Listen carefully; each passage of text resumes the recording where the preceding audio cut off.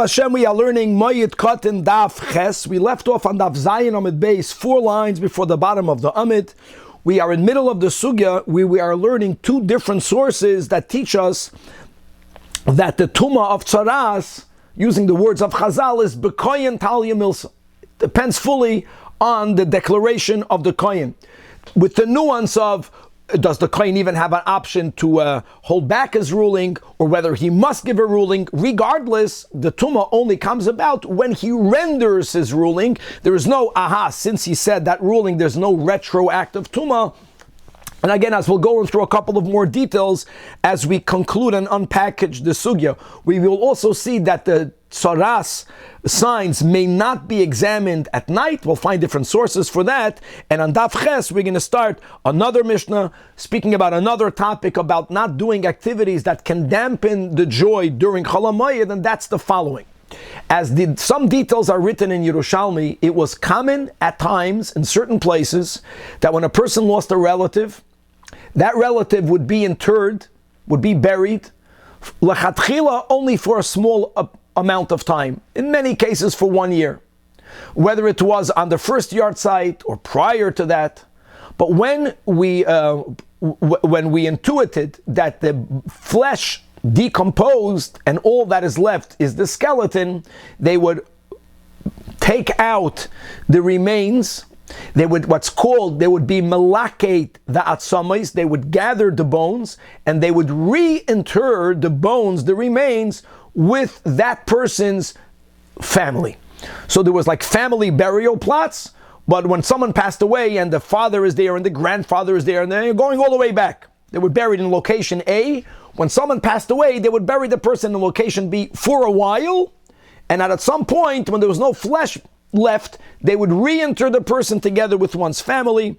And as we will learn, generally there are laws rabbinically of mourning on that day. Yet Rav Meir holds that a person is allowed to do likud atzamos on Chol HaMoed.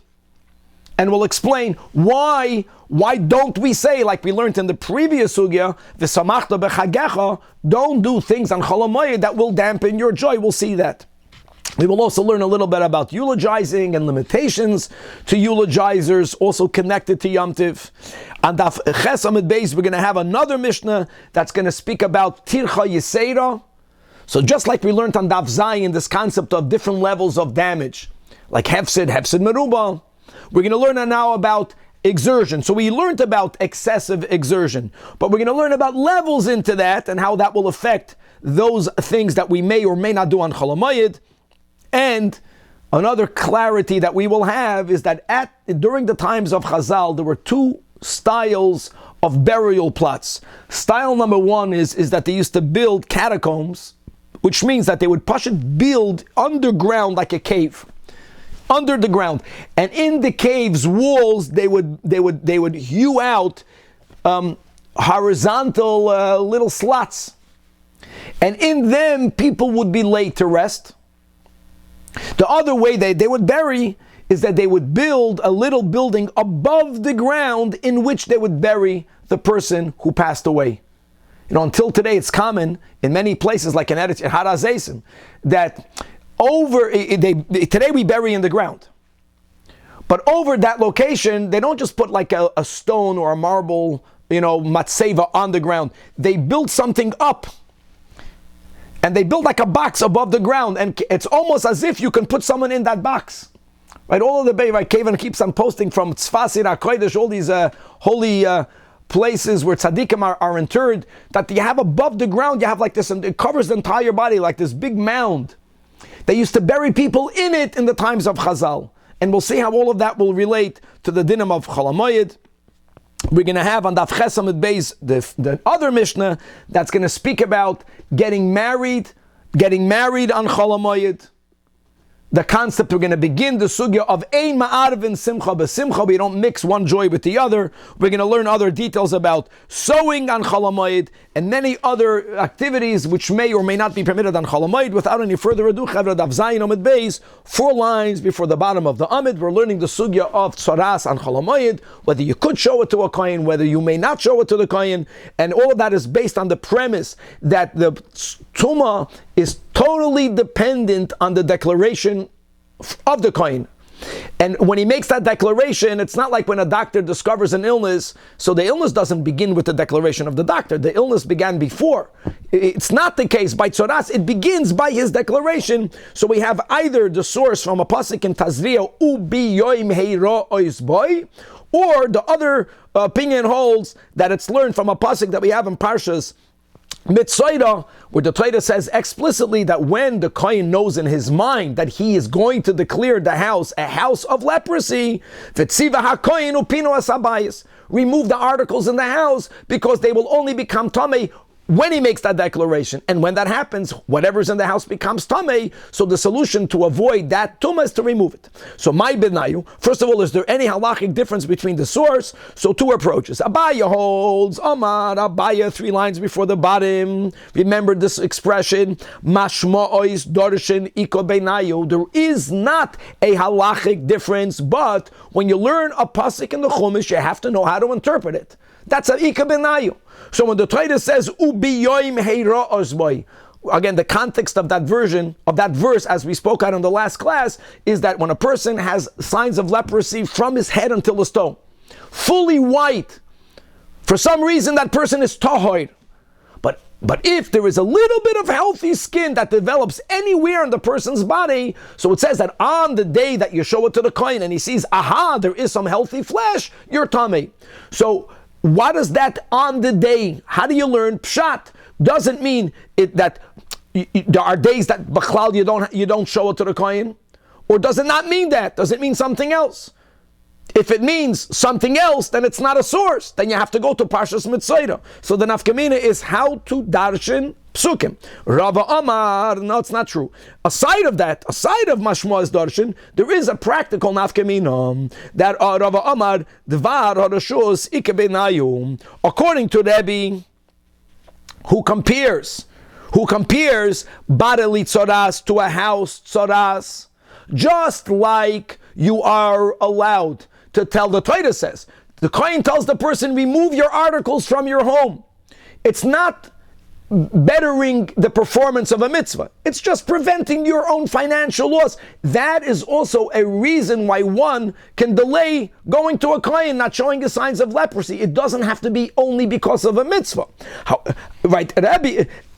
But if you learn it from Ubiyoim Heira'is, then you will argue that the only times you can delay going to a kohen if it's because there is a chasen, or if it's because it's Chol HaMoed, but only Ledvar HaRashus, you may not. Now, everyone agrees that when it comes to the leprosy of the house, even if it's not mitzvah related, we can take actions which the Torah tells us to take to prevent financial loss, non-mitzvah related. The only question is, can we compare bodily tzoras, lekula, to the house tzoras? So says the Gemara, Rabbi Yehuda holds that you can't compare body tzoras, personal tzoras, to house tzoras, bihasam loigamrinon, because like we mentioned, we quoted the Tosfos in the last year, but when it comes to the laws of leprosy, there are chidushim. A chidush means there are certain rules that don't follow the klali halacha, daf ches on the top. For example,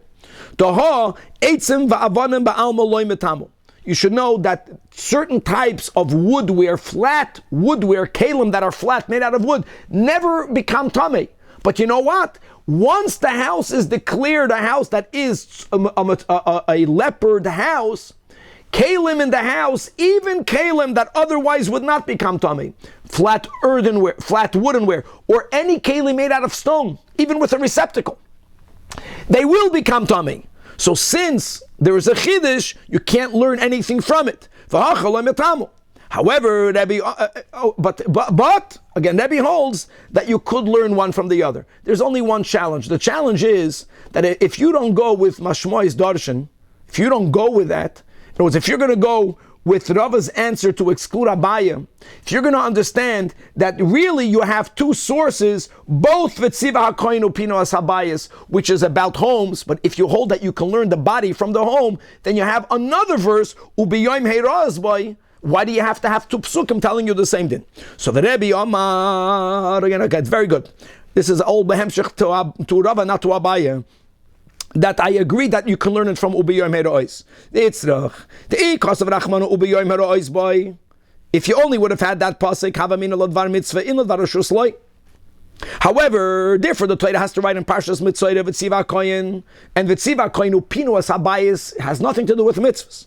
So why isn't that enough? Because the ikos of Rachmanu V'tziva Koyin, indeed, I would also agree, Hani in the lav tuma de gufay, not nichidush oloi gamrinon, but let's not forget that the tuma in the house is not on the person.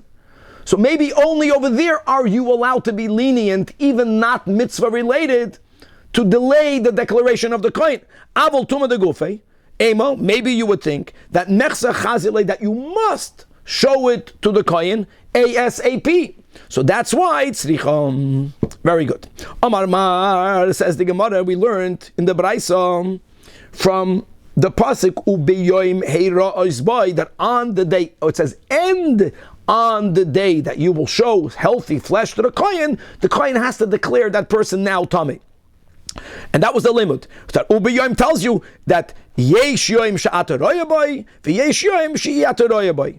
Asks the Gemara, my mashma, how do you see from the words ubeyoim that there are times in which you don't even have to show it to a kohen? So Amar Abaya, because im kain, there is an extra vav. Lichtoi v'rachmana biyoim, on the day. My ubeyoim, and on the day, shma mino, this yeshem shataroyboy, v'yeshem shiataroyboy. Rava Amar, it's more than just a letter vav. Kulei kra yiseirohum. The imkein lichtei v'rachmana uvehei ra'ois. Bechlal don't write the word day. Mayu biyoim shma mino yesh yom shataroy boy v'yesh yom she'iyataroy boy. Now Rava's point is so good that Abaya has to explain himself. Why is he only holding that the vav is extra? Taka, the whole word is extra. It says the Gemara, Abai agrees that the entire word is extra, but there's something else that we need the word biyoim to teach us. So we can learn this additional limud because of the additional letter. Abayahu biboyele, to tell you another law, that only biyoim v'loy b'layla, that when may a kohen look at any sign of leprosy, dafka during the daytime of the day and never during the night. V'rava. So Rabbi says, I know it from another pasuk. It says, Melachol mara einei hakoyin, a pasuk in Tazria, right? That wherever the eyes of the kohen can see, well, his eyes have to be able to see it. Abaya says, no. That pasuk in Tazria, Miboyele, is coming to tell you another din. That if a kohen doesn't have eyes in the plural, if God forbid he is blind even only in one eye, that kohen is not longer qualified to examine signs of tzaras. And you know what? Rava is moida. Rava agrees that the melachol mara kohen is to exclude a kohen who's suma even only ba'achas me'enov. Right? And ve'elo again, Rava, who says that the entire ubiyoim is used to tell you the limud yesh yoim v'yesh yoim. How does he know that a kohen may not look at signs of tzaras during the night?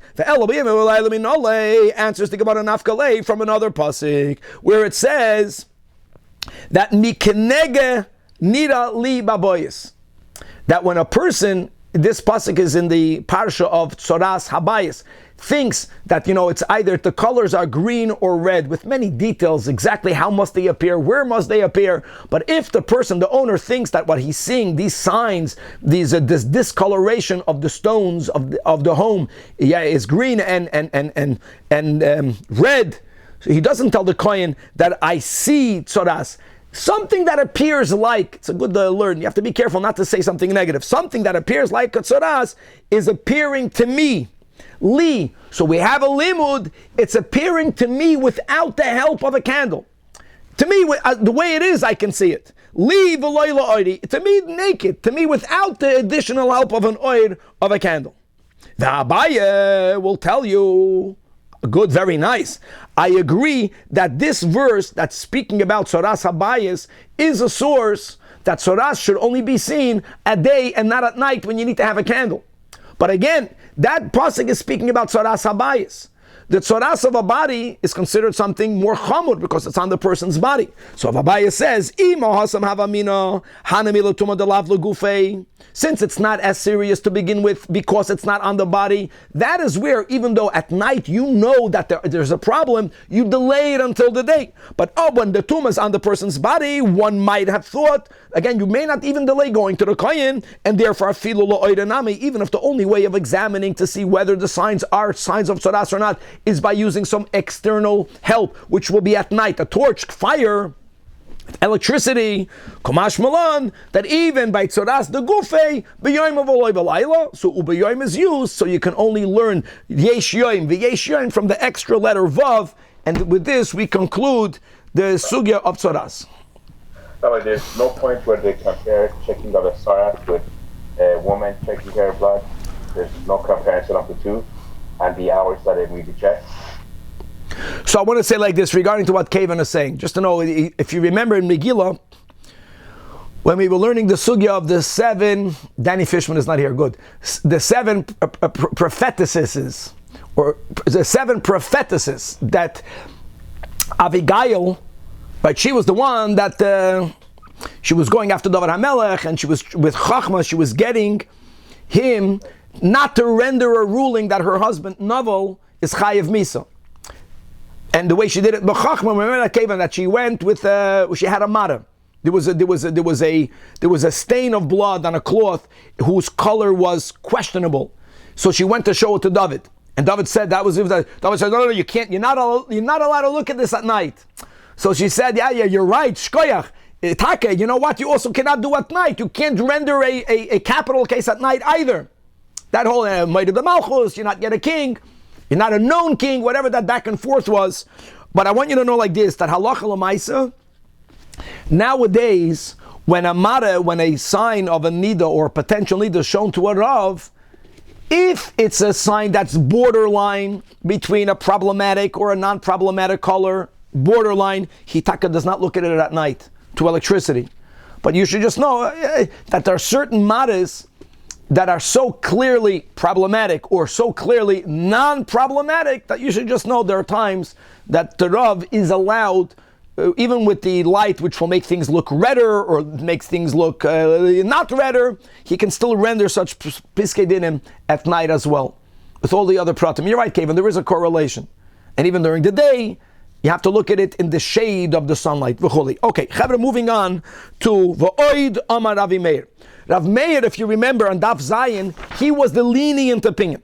He was the one that held that even after a kohen looks at the signs of leprosy, he has the option of not rendering a ruling.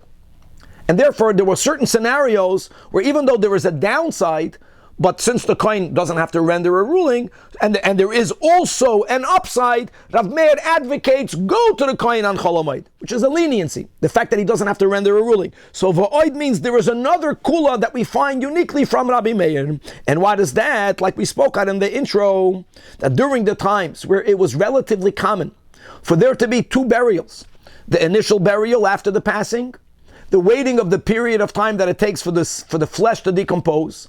Then the Yoim Likud Atzomes, the day that they would reinter by gathering now only the bones, and they would rebury, they would reinter the bones together with this person's ancestors.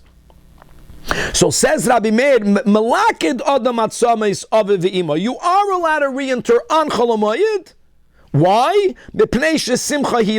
Now we're going to read Rashi, or what we call Rashi. Clearly, we're going to see in the Gemara that what Rashi is saying is not the maskana, but the initial understanding of these words is that that there is a joy, there is a simcha by the fact that you are reinterring this person together with his ancestors, and it won't bring about tsar. There won't be pain involved. So that's why it's allowed. We'll get back to this in the Gemara. Rabbi Yossi Omer, he disagrees. And the Bechlal, we know that even though in the Mishnah and Daf Zayin, in our version, it's the Chachamim that argue with Rav Meir, but as we learned, the Chachamim is Rabbi Yossi. So this is another machlokes between Rav Meir and Rabbi Yossi is the Machmer.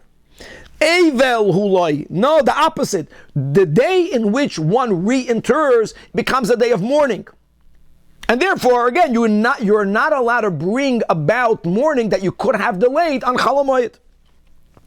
Din number 2. Now, this number 2 again will be unpackaged in the Gemara. Lo ye'oirer adam al meisoi. What people would hire, again, I'm speaking out only one opinion. They would hire professional eulogizers, and what they would do is that after 30 days already passed, and there was a certain lessening of the deep pain that one feels because of the passing of a close relative. So they would hire a eulogizer, and he would go around and he would inspire more pain. He would actually speak to other people who had losses, and he would reawaken the ruach of mourning. So the Mishnah says that one may not do that, nor v'loi yispidenu koydem l'regel. And we're following one approach in the Gemara, that you may not pay a professional eulogizer to give a eulogy if the burial and this eulogy will be given within 30 days of Yom Tov. Interesting. And as Rashi points out, that when a person feels, we'll see over here, a certain amount of pain, it takes 30 days or more for that pain to subside. Now the second case in the Mishnah is that the passing was within 30 days. Since the passing was within 30 days, not, again, according to one shita, paying a eulogizer, how would that help?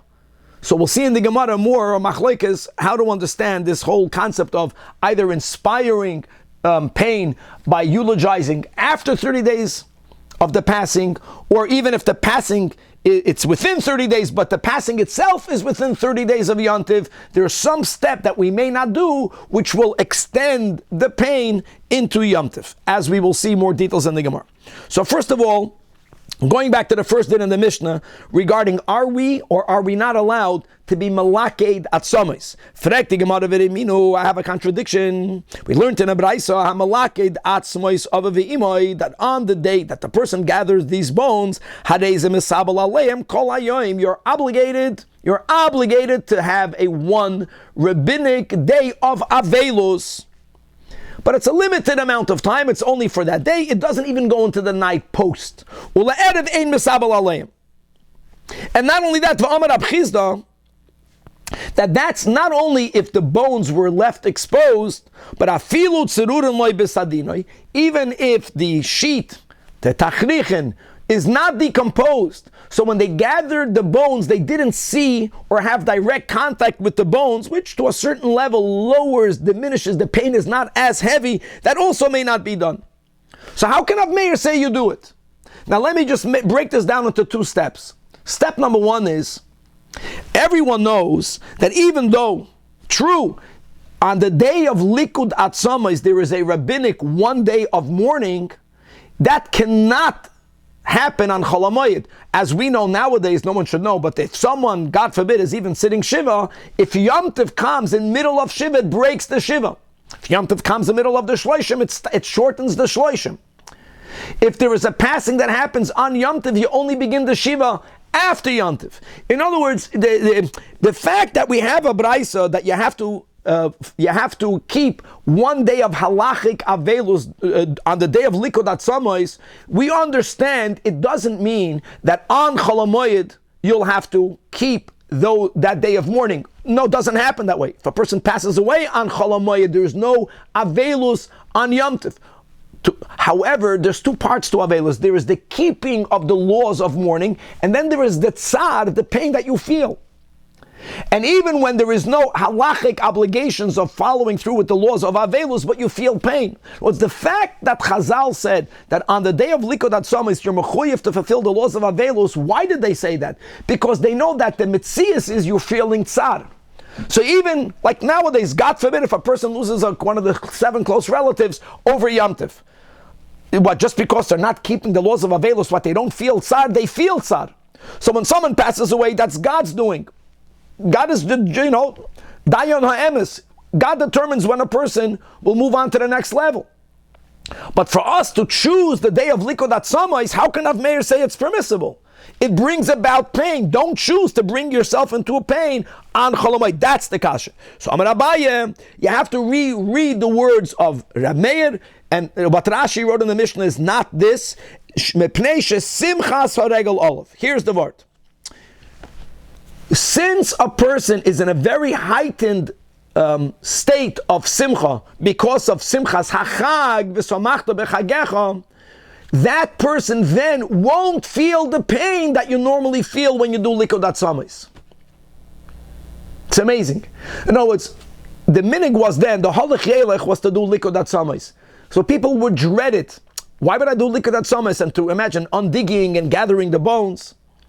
It's going to get done. Rav Meir says, you know what, do it on a time where it will hurt you the least, and you won't even feel the pain. You're so besimcha because of Yantiv, that will diminish the pain to the point, do it on Chol Hamoed. Interesting approach.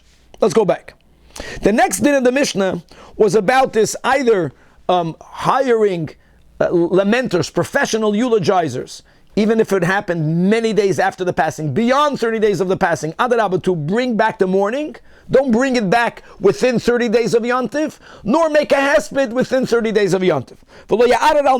What does it mean? My lo ya'aral al meisoi. So Amar Rav says that Kad Hador Sabdona b'Marava, that these professional eulogizers that would go around in Eretz Yisrael, what they would say was, how would they bring back, how would they reawaken the mourning, is that they would find other people that are in mourning, and they would gather everyone together. They would look, they would say, Yifkun ime kol medina liba.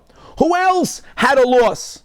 You know, we inspire each other in both directions. So if you want to be besimcha, hang around people that are besimcha.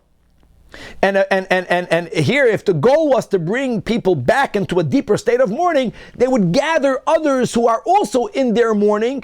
Oi, this person had that loss. Oi, and that person had that tragedy, and the other one had that tragedy, and that is how they would bring back that level of mourning, which you may not do. Koidam haregel shloishim yom. Why punkt 30 days? Oh, now this is going on the latter case in the Mishnah, that don't, again, according to Rav, it's not about giving a eulogy, it's about not paying for a eulogy if the person passed away within 30 days. Why happens the 30 days? So here's the answer. There was a person, going up to the Beis HaMikdash was a trip that costed money. Trips cost money.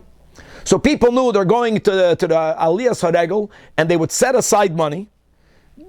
Happened once that such a person who had money set aside lost a close relative. Uba Safton. Came along this professional eulogizer, V'amar al Pesach Beisa, and he went to this person's house to offer his services. The person wasn't there. The wife took the money that she had set aside and she paid the eulogizer. So the eulogy was not beautiful, but this person, this family had no money to make Aliyas L'Regel. So then is where they made this decree. Amru, the last line of the Amid, so Rav learns that both, whether it is getting someone to reawaken the feelings of sadness, and not paying a eulogizer, if someone passed away within 30 days of Yantiv, it's all connected only with paying for it. And by the way, this is not only true when we had the mitzvah of going up to the Beis HaMikdash, even pre the building of the third Beis HaMikdash, Yantiv cost money. And the magic of 30 days is, like we learned, and we mentioned this in Megillah, and we had this in Psachim, that we actually begin learning about the Hilchos HaPesach 30 days before Pesach. We're not going to follow the 2 weeks. No, it's 30 days before Yom Tov. You're getting into the mindset of Yom Tov is coming. And part of that is, for the people who have to pay for it, they start figuring out, how am I going to put together the finances for Yom Tov? So any expense that is not a necessity, like over here, you don't have to pay a professional eulogizer, avoid for you not to have less money for Yom Tov. But very importantly, it's only connected to the money that you have to put out of pocket. Shmuel Bechlal disagrees with this approach. For Shmuel Amar, Daf Chesam and Beis. No, it's about not feeling sad. That lafi she'ein hameis mishtakeach min alev shloishim yoim. Since there is a rule that when a person is connected to the sadness because of a passing, it takes 30 days for that sadness to go away. So therefore now, if the person passed away within 30 days of a Yom Tov, that's the fact. But not to go and make a eulogy, even if not for money, it's gonna heighten the sense of sadness. And that is gonna go into Yom Tov. Don't do that. And now it's simple. What's the difference? My benai between Av and Shmuel. What happens if you have a professional eulogizer that knows how to make people really cry, but they do it for free? If the whole issue at Av is about losing, not having money that you set aside for Yom Tov, then you're not allowed to do it. Then if it's for free, you can do it. According to Shmuel, you may never do it. It's interesting how the koyach of the eulogizer is that they make something sad that much sadder. Now, just for the sake of clarity, that it's important to note that during a Yiddish funeral, the goal of whoever speaks, if you are giving speeches, is to make people cry, to make that very clear. There is a time for crying, there's a time for laughter. Some people very wrongfully choose that moment to evoke memories that lighten the mood. And that's not the time. The time of a hesped, the goal of a hesped is to make people cry. Or don't make a communic. There's reasons why by us in Chabad we don't give a spadim, which is very important, because if you're going to over eulogize, you're going to speak about the qualities of the deceased. That is not true. Those words will be held against the deceased. And if you're going to under eulogize, then you are bringing about the terrible insult. If the person is greater than the way you're speaking, so it's not so. You have to know what you're doing. And the Kimin Ogenu, we don't give a eulogy during the burial. But just the goal of these words is dafka to evoke tears. And again, Lishmuel, it's not about money. Don't do that if you are within 30 days of Yom Tov. I just want to mention something. Kevin made a very good point in the last sugya in Daf Zayin, when we were speaking about showing leprosy to a kohen on Chol HaMoed. He asked a question, right, Kevin? What about showing leprosy 3 days before Yom Tov? The Mishnah did not address that. L'chayra, there was no restriction prior to Yom Tov, even though there it would mean that if you will be found a leper, you're going to be Yom Tov in a state of tumah. That is not as bad. There's different levels of sadness. That's one thing, and this obviously is much worse. The level of sadness connected to the passing is so deep that even prior to the Yom Tov, we don't do certain things, so there shouldn't be even a deeper feelings of sadness in Yom Tov, because v'samachta b'chagecha. Let's go weiter. Other details about burials connected to passing, and at B'chal Moed Katan, which deals with Chol HaMoed, all of the laws of Avelus are in this sector. That's the ground zero for Hilchas Avelus. They used to bury people in underground caves, but not in the ground, but in the walls that they would build in the caves. So says our Mishnah, Ein choifrim kuchen. I don't know if that picture is a good picture. You may not dig these kuchen, as the Gemara will clarify, which are these niches in the walls of a cave, nor dig kvaros. Kvaros are buildings that are above the ground, made mainly out of stone, in which they would lay the person who passed away. You may not dig these graves on Chol HaMoed. Now, Chaver, this is very important. You should know that when it comes to digging a grave for a specific individual, you may not do it only after the person passed away. And Al Pi Kabbalah, only on the day that you're burying them, not before. What we are speaking in our Mishnah is that a community, a large city, that knows that on average, X amount of people pass away every day. So it was common for them to pre-dig many burial sites, not for any specific individual, but just to have them available for those who will pass away. That's our discussion. If you're digging graves for them to be available, to be determined for whom, that is allowed to be pre-dug. However, that may not be done on Chol HaMoed, because it's considered strenuous labor. Abel, however, if you already had such burial plots pre-dug, however, they have to be tweaked. They have to be made a little bit bigger, a little bit wider, or a little bit smaller. That's called mechanchen. If you only have to adapt them, then you are allowed to do it. Mechanchen is a kuchen. These niches can be adapted on Moed because there is a necessity to have them. No, there's a balance over here. Okay. Another din, v'oisim nivreches b'Moed. This is a huge topic. Nivreches is some sort of laundry pool of water. Now we all know that laundering garments on Chol Hamoed is prohibited, but there are certain exceptions. And because of the fact that there are exceptions, one is allowed to dig this type of laundry pool. They would have a pool in the ground that would hold water. And as we'll see, these were relatively shallow pools. And the amount of exertion to dig them was minimal. And when you weigh that towards the benefit of having that water available, you are allowed to do it. Another din. So we began with graves, we went to laundry, and we're coming back to the passing. That we are allowed to build a casket. When? Now building on Chol Hamoed is prohibited. If there is a mace in the Chatzar, people won't think that you're stam building, then you can build the casket, even though you're not building it in the Chatzar, even though you're building the casket in a home that opens up to the Chatzar. But the fact that people are aware that there is a mace right here, they're going to understand that the sounds of building is about building the casket. Rabbi Yehuda is a little bit more machmir. Rabbi Yehuda said, Elam kein yesh imay nesarim. So you have pre-cut wood, which means that building the casket is that much easier versus cutting out the wood from a log, from a tree, which is that much harder. Rabbi Yehuda says that you are allowed to build a casket only if you have pre-cut wood, and not, again, if you without the pre-cut wood, it's too much exertion. Says the Gemara. First of all, what's kuchen, what's kvaris? What's nishes and what's a kaven? Amar Rabbi Yehuda. Kuchen is bechfira. Kuchen is the little horizontal openings they would make in the walls of underground catacombs. And kvaris is bebinyan. They would build above the ground a pile of stones or a little building, and in it they would have the space to lay the person. So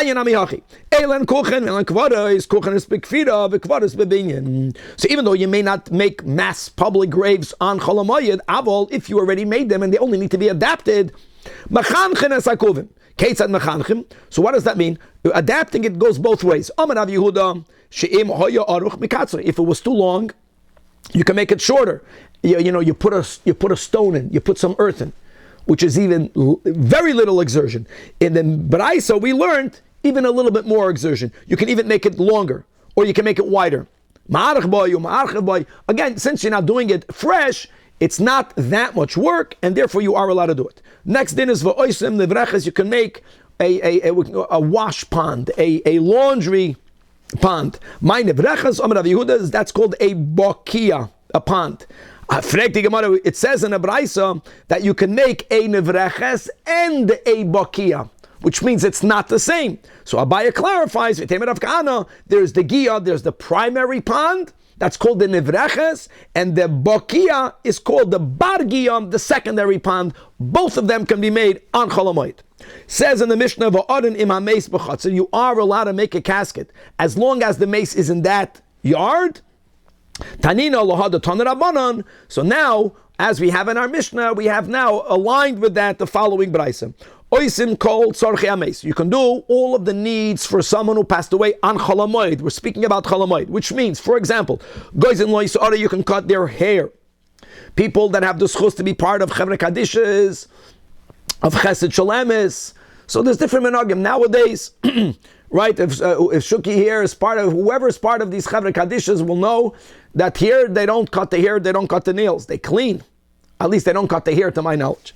Umachapsim like Susa, you wash their shrouds. Today, people buy new shrouds. You get from the Chevre Kadisha the shrouds. Then people had their own shrouds, and some of them were not that clean. You could launder shrouds. That's one of the exceptions where you may launder on Chol Hamoed. For Oisin Layadan, you are allowed to build a casket. However, only like we had in our Mishnah from Rabbi Yehuda, Minisadim HaMinusadim Erev Yom Tov, only if the boards were pre-cut.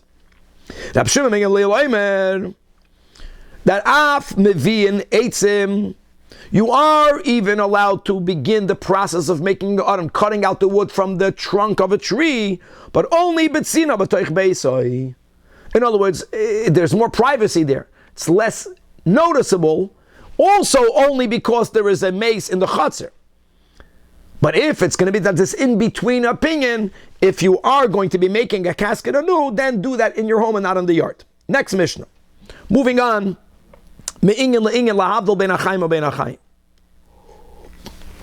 So amazing. Atkan, we were learning about don't do activities that can dampen the joy. And now we're going to actually say something that might be counterintuitive. One might think that celebrating a joyful occasion on Chol HaMoed is the way to go, because v'samachta b'chagecha says the Mishnah, ein noisin nashim b'moed. We may not marry women on Chol HaMoed. We're not speaking about kedushin. We're speaking about nesuyin. The kids nowadays, kedushin and nesuyin are both done under the chuppah.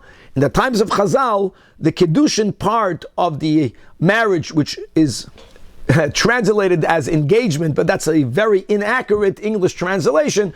The kedushin was done at times 12 months prior. It's when the man gives the woman one way a item that has value, Kiminig Yisrael, a ring and a golden ring, and dafka a ground golden ring and without anything engraved in the ring.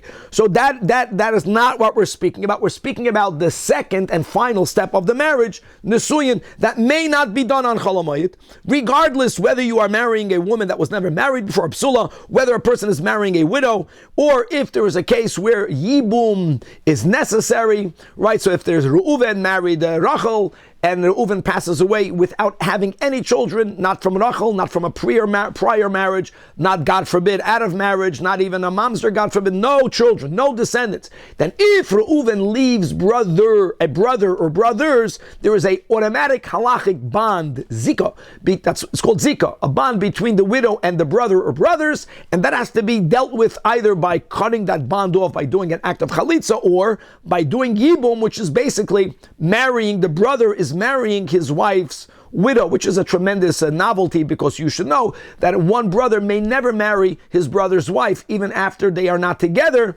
Only in this case are they allowed in a mitzvah called yibum. You can't do yibum on Chol HaMoed mipnei shesimcha hiloi.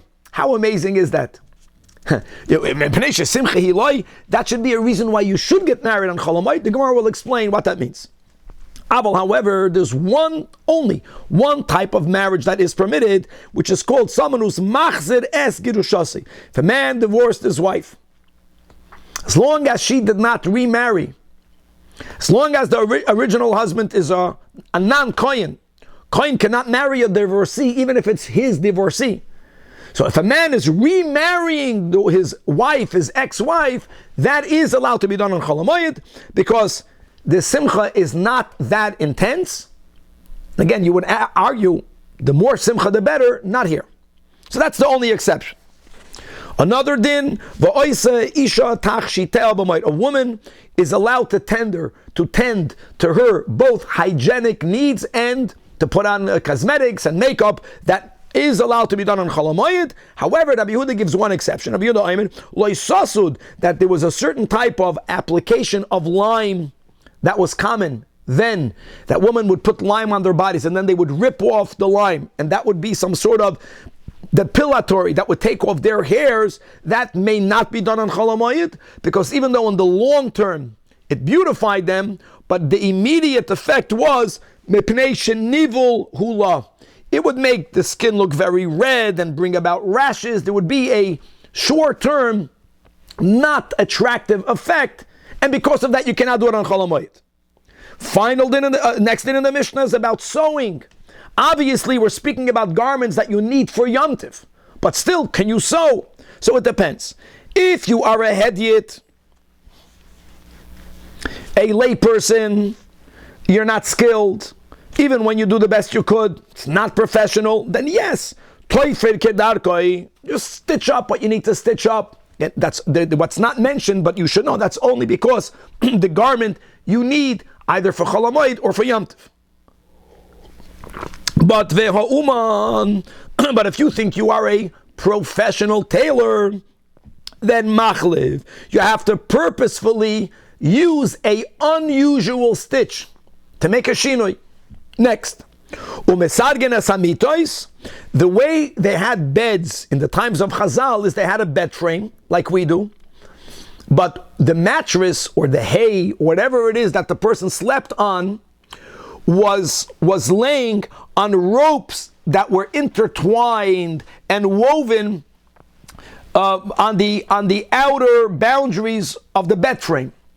So says the Mishnah, you are allowed to be mesadig, to interlace the strings, the ropes on the beds upon which to put the mattress. You are allowed to do that on Chol HaMoed. And Rabbi Yossi says, mematchin, you are allowed to tighten them. Let's leave all these details for the Gemara. We're going to focus now on the first law of the Mishnah. With aside of the exception of someone who's machzed as Gerush Shasai, the Mishnah taught us the halacha, ein noisim nashim b'moed nach mepnei shesimchi hiloi. That's the reason why you should be allowed, not why you're not allowed. So we're going to have 4 approaches, 4 answers. Number 1, Amar Rabbi Yehuda, Amar Shmuel, V'chein Amar Rabbi Lazar, Amar Rabbi Oishia, or V'amri Lav, Amar Rabbi Lazar, Amar Chanina. These are the words. Lefi she'ein ma'arvin or ma'arvin simcha b'simcha. We do not intermingle one joy with another joy, because when you focus on one, you detach yourself from the other. So when you're going to focus on the joy of the marriage, you will be a bit detached from the joy of Yom Tov, including Chol HaMoed. More about this soon, and primarily tomorrow's shir will begin with more. What's the source of that? But that's answer number 1. Now this is a very broad term, disallowing not only marriages, many other types of joyous celebrations thus may not be celebrated during Chol HaMoed, Eima'avin Simcha B'Simcha. Approach number 2 is unique for marriage. Rabba Barafuna Amar, Mepnei Shemaniach Simchas HaRegel V'oisik B'Simchas Ishtoi. Because marriage is the greatest simcha, and it's unique. Same concept, but unique to marriage. Because of the unique, great joy of getting married, you will focus on your marriage and on the joy of the marriage, but on the cheshbon on the account of Simchas HaRegel, and therefore you are diminishing Simchas HaRegel. Amalei Abaye le Rabbi Yosef. I want you to know that this which you quoted in the name of Rabba Bar Rafuna is actually the opinion of Rav. The Amar of Daniel Bar Katino Amar Rav Minayin she'ein noisim nashim b'moed. Again, that there's a specific problem with marriage, not this broader ein ma'arvin simcha b'simcha. And the pasuk is she'nema v'samachta b'chagecha, from where we learned b'chagecha v'loi bi'ishtecha. And you see, the emphasis is not on marriage. According to the first approach, it would have been v'samachta b'chagecha v'loi nothing else. Okay, approach number 3. Ula Amar, that why can you not marry on Chol HaMoed b'pnei ha'toirach? Again, so we have this concept of a tircha yisera, excessive exertion. Marriage and the hachanas for marriage and the celebrations during the marriage, it's taka very joyous, but there's a lot of work. So it is the tircha which will diminish from the simcha of Yom Tov, including Chol HaMoed. And approach number 4, Rabbi Yitzchak, Nafcha Amar, B'pnei Bittul Piri Avidivya. Practical answer, and the way the Rishonim explain. Marriage, making a marriage is expensive, especially when you're doing Sheva Brachas. I know some people, they figured out, thank God, in many places, how to really bring down the costs of the wedding itself. But all of a sudden, you make a Shabbos Sheva Brachas, and you have the family, and you get a hotel. It can be very, very pricey. And B'chlal, food is expensive for people that are not wealthy. The amounts of people you have to feed, it's a cost. So to save money, it would only make sense if we would be allowed to get married during Yom Tov, to get married during Yom Tov. What's the advantage? Anyways, you're spending money for the food to feed the families on Yom Tov. Anyways, many people have many guests over for Yom Tov. The weddings then were not like today. So you can, kill 2 birds with 1 stone. If you would be allowed to get married on Chol HaMoed, people would wait until Chol HaMoed to get married, to save money, because the money that you're spending for Yom Tov can cover already the meals, the su'udah, connected not only to the marriage itself, but we'll see soon to the days after the marriage. So the Sheva Brachas will tweak this in a moment. And what's wrong with that? It's terribly wrong, because once a person decides with whom they're getting married, the Rebbe was very strong with that. Once a Chassan and Kala becomes what we call today a Chassan and Kala, the Rebbe wanted for them to get married ASAP. Certainly, in part, because of this idea. Why would you delay it? So if you don't know whom you're going to marry, you can't get married. Once you determined with whom you're getting married, get married as soon as possible. And if you would be allowed to get married on Chol Hamoed, everyone would delay their chasanas hanisuyin until the next Yom Tov. Person can get engaged in Cheshvan. The Eresh going to wait until Pesach. Bittul Piri Avidivya. Gavaldik. Now, we have another few minutes. The Gemara is going to ask a question on all of the four opinions. You have to work it out. Meisvei says in a Braisa that Kol Elu Sha'amnu Asur Lisa Mamoed, all of the women, which is what the Mishnah says, a Psulam, an Almana, even a Yevama. When you can't get married on Chol Hamoed, Daftes, you are allowed to marry them Erev Haregel. You can marry them even on the eve, Erev Yom Tov, and now you have a kasha for everyone. Let's work it out. If the issue is Eima Arvan Simcha B'Simcha, the second one that says unique for marriage, so what, guys? The Simcha of the wedding is not only the night of the wedding, you have 7 days of celebration. If a person marries a woman that was married before, but there's 3 days of celebration. In other words, the Simcha extends. If the problem is toirach, same question. I know that there's the night of the wedding, and here the Braisa is allowing for you to have that the day before Yom Tov, but there is the tircha of preparing the meals for the week afterwards. That goes into Yom Tov. And even when it comes to the concept of bittul piri v'rivya, so I get it that you can't do it on Yom Tov. All right, but if you will be allowed to do it out of Yom Tov, l'chu'ura, people will also delay their marriage until Yom Tov. True, you're not saving the wedding night, but you're going to be putting together the meals for Yom Tov with the meals of what we call Sheva Brachas. So why should that be allowed? And the Gemara says, Loi kasha. We're going to work everything out. Laman da'amar mishum simcha. Whether that's Ein Ma'arvan Simcha B'Simcha in a broader way, whether that's specific to marriage, since Iker Simcha is only Chad Yoima means the day of the wedding day itself. Even though, of course, there is also Simcha during the Sheva Brachas, it's not a Bechlal on the same level. It doesn't diminish the Simcha of Chol Hamoed. Laman da'amen, it's because of the tircha of preparing the meal. Here also the Gemara argues that the main tircha is the wedding day and the Su'udah of the Nesuyin itself. And not later, and that won't diminish. And even the Gemara gives a very practical answer, and it's very interesting. When a person designates a day for marriage, it's good to have a plan B, and no one wants for the plan B to be much later than plan A. So if a person would be allowed to get married on Chol Hamoed, then a person would mark their wedding for Erev Yom Tov or for the first day Chol Hamoed, and if it doesn't work out the first day, it will be the second day. Now that we are allowing marriages to happen only Erev Yom Tov, but not during Yom Tov, not during Chol Hamoed, no one will delay the marriage to Erev Yom Tov because there's no plan B. Plan B is waiting a full week later. Interesting concept. Says the Gemara that person won't risk it. We'll stop here in the Gemara. Let's read the words in what we call Rashi, the second line from the top. A person